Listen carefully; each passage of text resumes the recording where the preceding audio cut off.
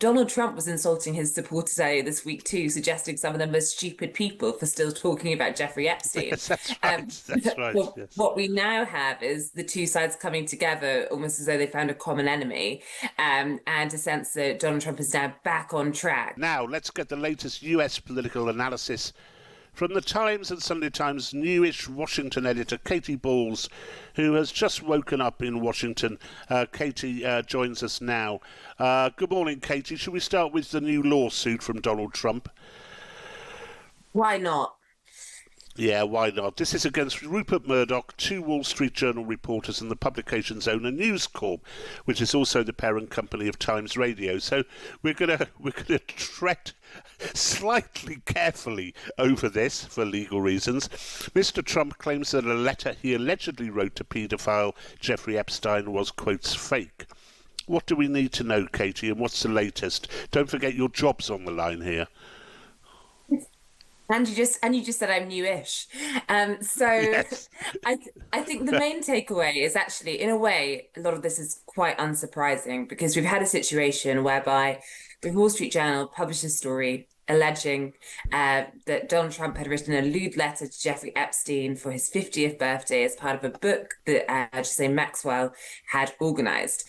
Now, it was quite clear Trump did not want this story published. There had been rumors in Washington, D.C., written about in various publications that this story might be coming, and that Donald Trump and the White House were doing what they could to try and warn against it being published. When the story eventually broke, therefore, I think we were all braced across D.C. for some turbulence. And there was talk of legal action. That suit has now been filed. So it is almost Trump going through on his word in terms of what he'd do if the story made its way to, saw the light of day.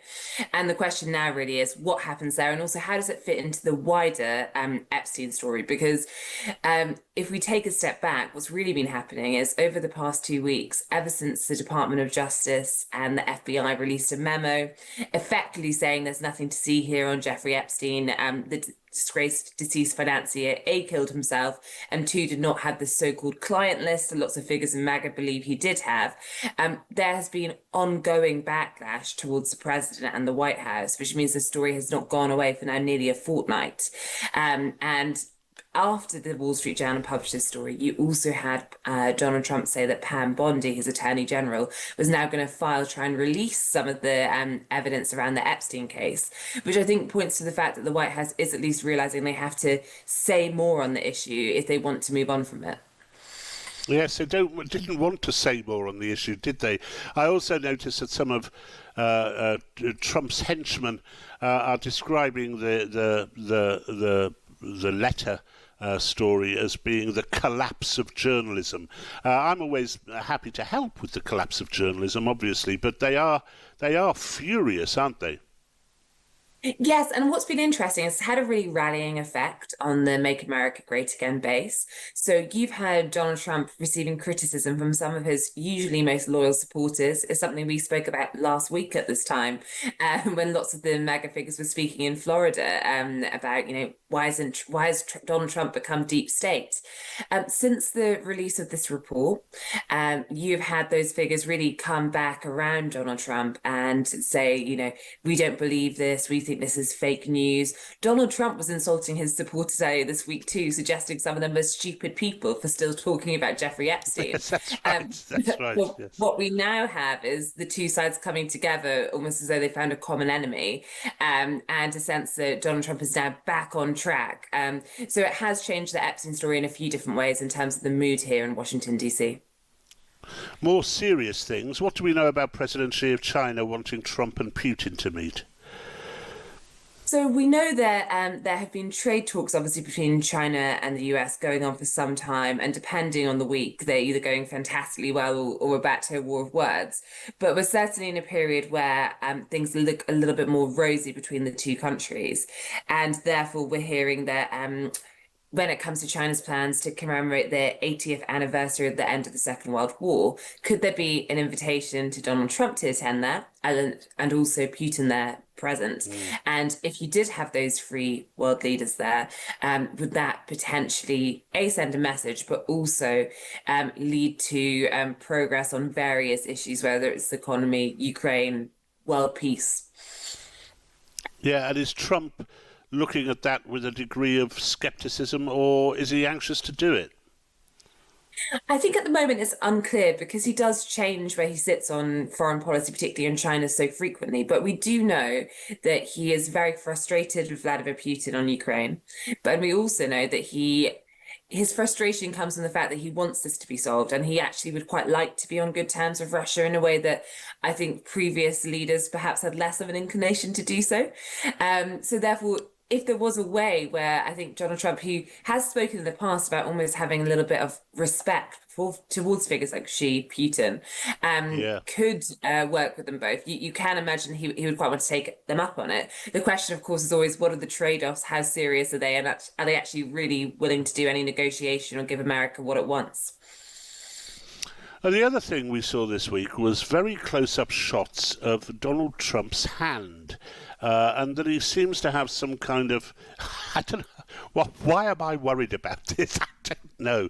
But he seems to have some sort of skin complaint, which may be an indicator of a greater malaise beneath the surface. What do we know about it? Yeah, so we had an announcement from Caroline Leavitt, the White House press secretary, this week on Donald Trump's health. And this came after he was spotted at a sports event, and some figures were saying, oh, he looks quite bloated, look at his skin, is the president okay? And she said that she gave a full health update, saying that he has been suffering from chronic venous insufficiency. It's a diagnosis common in people over 70. At the time, this was almost peak the row for Jeffrey Epstein. So quite quickly, you had a bunch of MAGA figures saying, they're trying to distract from Jeffrey Epstein. They never talk about Donald Trump's private health. But I think this was really in response to the fact that lots of people were raising this.